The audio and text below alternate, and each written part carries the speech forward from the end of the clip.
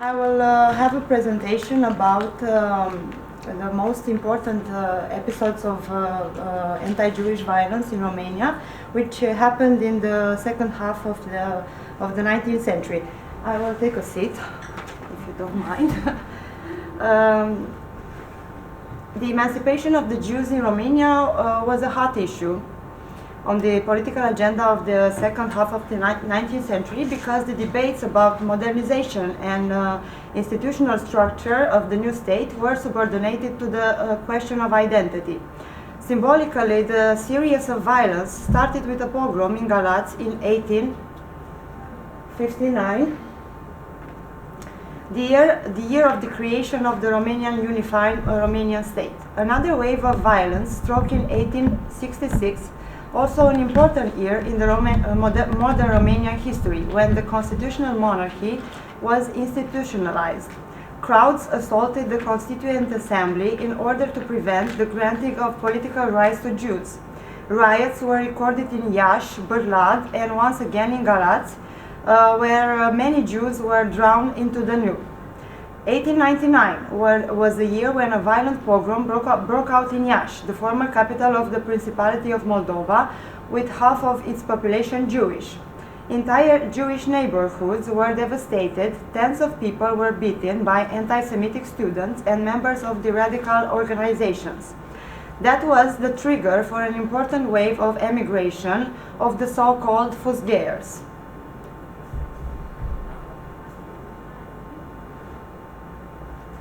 These new types of Judeo-phobic riots were triggered not so much by traditional religious motivation, but by modern anti-Semitism. Romanian anti-Semites denied citizenship and equal status for the local Jewish population, and the pressure was so strong that Romania remained the last European country to give political rights to the Jews after the Great War. Some of the violent episodes were precipitated by internal events, others were inspired by international events, as the Russian-Turkish War in 1877-1878 and the following peace negotiation, or the waves of the Russian pogroms. The violence against urban Jews was doubled by violence against rural Jews, which was partially legalized.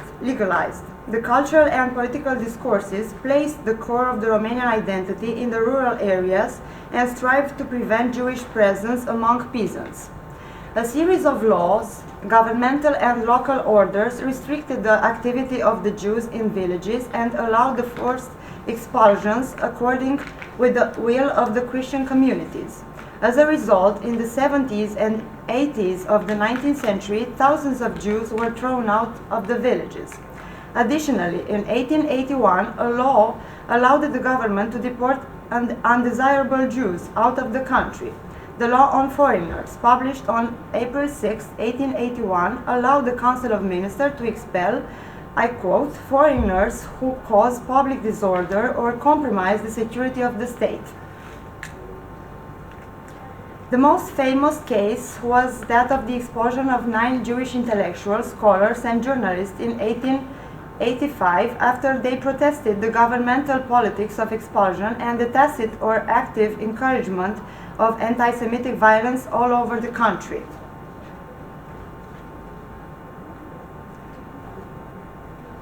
More than 2,000 families were forced to move out of the villages after pogroms and forced expulsions.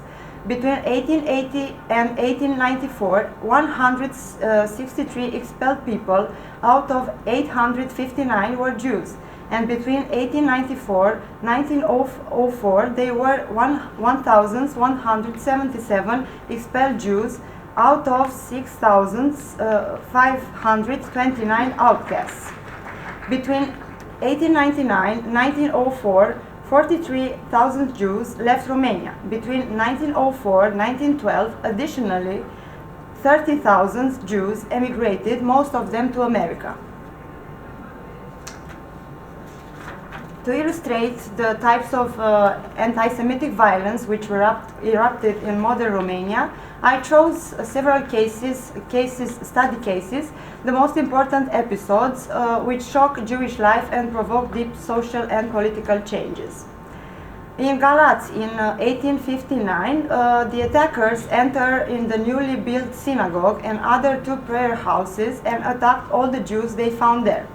A series of robberies and desecration followed, the sacred rolls being set on fire. Pogromists then stormed through the city, continuing the devastation.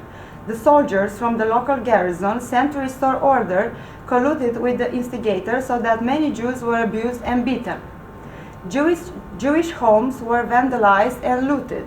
Romanian authorities remained passive. Nevertheless, the pogrom had dire consequences. 6 dead, 40 seriously injured, more than 200 Jews beaten, 40 families left homeless. The damage was estimated at 50,000 gold ducats. Several communities in the country and abroad established a community to help the victims.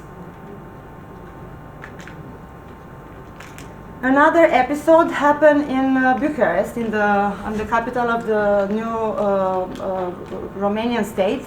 Immediately after the Prince Charles I came to power, establishing constitutional monarchy in Romania, the legislative began discussion on the situation of the Jews. A people's rally of protest was staged by the Christian inhabitants in Bucharest on 18 June 1866. The demonstration quickly turned into a pogrom, and the freshly built choral temple was devastated. The crowd gathered on the hill on the Metropolitan Church in front of the Legislative Assembly to protest against granting of rights to the Jews. They shouted, "Down with the kikes!" The frenzied crowd turned to the Jewish district with the explicit intention of destruction. Armed with iron bars, axes, hammers, and other tools, they entered the choral temple on Sfânta Vinea Street, and for the next 2 hours they destroyed walls, the altar, chandeliers, all ornaments, paintings, sculptures, several boxes with mirrors, windows, as well as the tablets of law. The damage was estimated at 60,000 ducats. On June 20, 1866, the Constituent Assembly resumed the debate on the procedure for awarding the Romanian citizenship and adopted the well-known Article 7 of the Constitution, which provided that only Christian of Christian faith may be awarded the status of being Romanian. Thus, from a local legal point of view, Jews were now foreigners, and a series of discriminatory measures were issued against them. The most scandalous such measures were the orders that allowed their expulsion from villages and towns under the pretext of vagrancy. In the late June 1867, a convoy of Jews coming from Iași were to be extradited in handcuffs over the Danube from the Galați harbor. 2 of them were drowning in the full sight of the Romanian soldiers who did not try to save them. The other 8 were taken in critical condition to the Israelite hospital in the town after having been left in the water and heat for a long time. Despite the strong emotion that produced in Europe by these acts of barbarism, no one was found guilty for the death of the 2 Jews.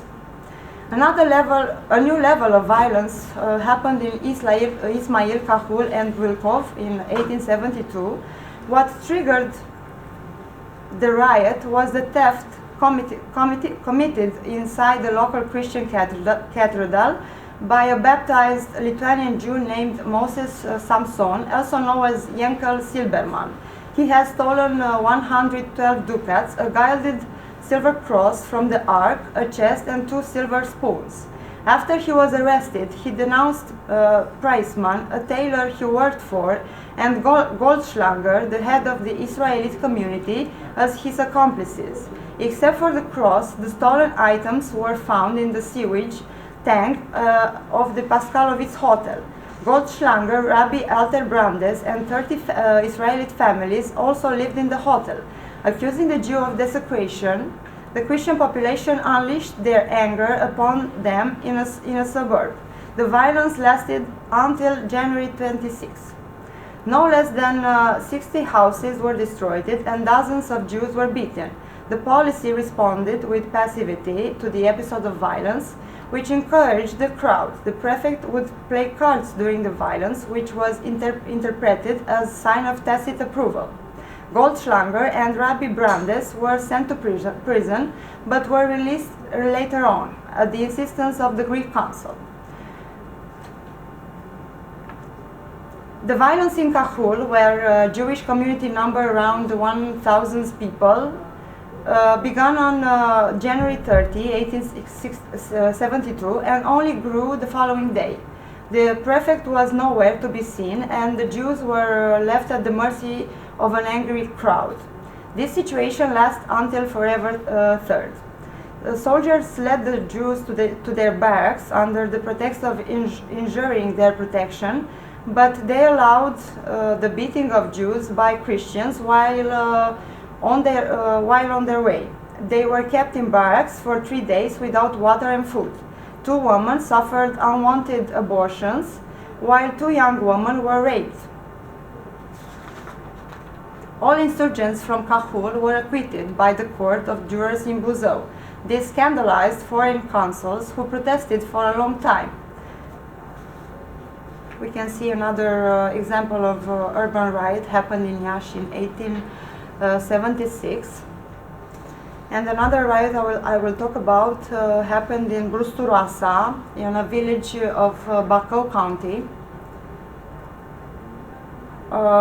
In Brusturoasa, the peasants were unhappy with the monopoly in the field of timber processing enjoyed by a Jewish leaseholder, David Grunberg. There lived about 100 Christian families and 30 Jewish families in the village. After numerous previous episodes of violence, it was on August 15, 1885, that many intoxicated people attacked the home of Itzik Leib, a local Jew. He was forced to flee together with his wife and 4 children. During the days of August 18 and 19, locals from Brusturoasa and nearby communes, numbering nearly 500 people, led by priest Nicolae Teodoreanu, the main agitator, who was disguised as a Polish Jew, met and planned the devastation that followed. On the evening on Sunday, August 19, squads of 20 people headed to the homes of the Jews to plunder and devastate them. The victim, 129 people in all, were banished from the village. At the periphery of the village, the rioters hosted a flag which read the following inscription: Jews are banned from entering the village under penalty of not living in one piece. Learning about this unfortunate episode, Jewish leaders, intellectuals, and journalists reacted firmly. They sent protest letters to the government and the International Jewish Organization. Detailed accounts of the events were published in the Jewish press, brochures, and internal and international yearly reports. This was a defining moment for the Jewish identity in Romania and for creation of a Jewish civil society. The Brusturoasa riot and other similar incidents triggered public debates on the rule of law and constitutional rights, contributing for the forging of the Romanian political modernity. On November 23, 1897, a pogrom in which nationalist students were involved took place in Bucharest. They were members of Solidaritatea, Solidarity Society. Following the initiation of a bill of the Ministry of War, General Anton Berindei, which provided for the exclusion of the Jew from the army, Jewish reservists held a public rally of protest. They were joined by Romanian students from Bucharest and Iași, and with the obvious intention of deterring the demonstration. It all quickly turned into street violence as students armed with clubs and iron bars burst in and broke the windows of Jewish shops. 2 days before, 10,000 small xenophobic manifestos and 50, large copies were printed and scattered all over the city, either by the students or by the locals. A pamphlet titled "Down with the Jews" was published. Thousands of demonstrators turned to the Jewish districts and invaded the shops on Lipskan streets. Shops were ransacked, their windows broken, and goods were unboxed in the street. The riot, that lasted many hours, was watched idly by the police officer. Canton Leca, a well-known anti-Semite, was prefect at that time. Only towards the end did police make several arrests. It was in the evening at 7 p.m. the order was restored. Street looked worn-torn the following day. Although the Berendei draft bill was not adopted, anti-Semitic agitation caused by students continued to extend in the country. We have a comparison with the Russian pogroms and a graphic from another example of urban riot happening in Iași in 1899. In 1899, in Iași, the entire Jewish neighborhood was destructed. Iași had become the center of the anti-Semitic movement in the Old Kingdom. The violence broke out after an anti-Semitic movement in the city launched a virulent manifesto calling upon the population of Iași to defend themselves against the horde of Caics who rushed like locusts over the rich fertile lands of our country, convening a great meeting against the Caics. The meeting was held in the hall of the Sidoli Circus, during which time a crowd gathered in an impressive number, approximately 20,000 people, according to the press of that time, and was incited by inflammatory speeches.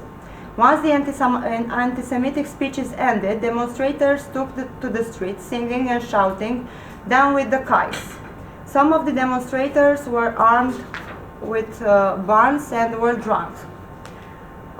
Protesters spread throughout the city in several groups, and the incidents continued.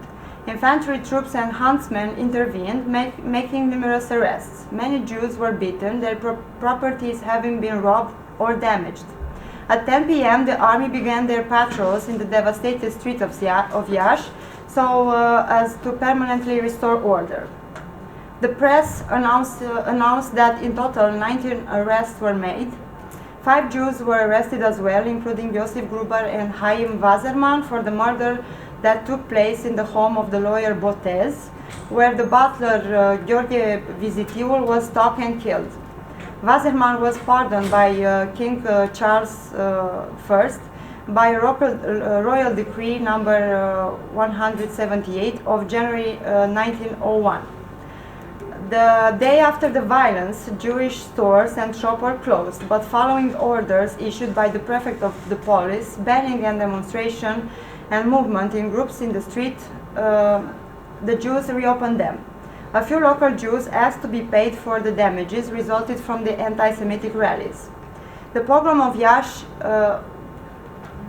changed forever the ambience of the city, making a precedent for the future of anti-Semitic disorders. The late 19th century violence against Jews triggered a huge wave of immigration to the US of the so-called Fusgayers, and Chaim Wasserman was one of them. As a conclusion to this presentation, I can say that pogroms erupt when violence is rationalized as a solution and as alternative to state policies, and when some social and political forces take the power in their hands to provoke social disengagement and marginalization of the Jews. In every case I presented, when anti-Semitism becomes violent actions, it has a hybrid composition, mixing traditional and modern elements.